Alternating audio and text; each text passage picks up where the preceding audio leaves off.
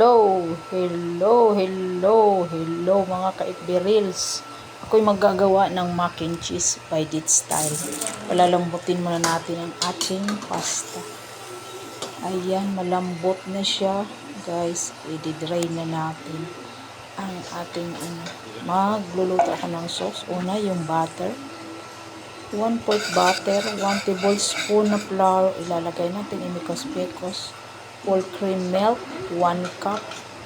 Mekos-mekos again. Tapos maglagay tayo ng Nestle cream, 1 tablespoon.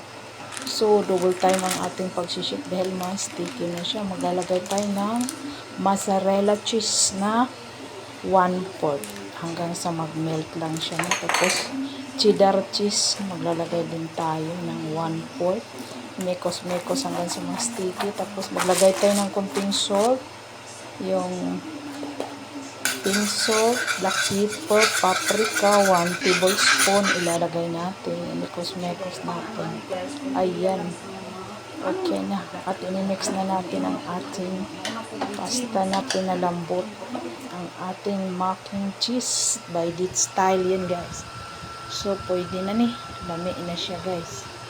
Sa akong mac and cheese by Dit Style. Ipibliting natin. Maglagay tayo ng parmesan cheese. Itatoppings natin. Pangdagdag. Pang cheesy sa ating mac and cheese. Thanks for watching.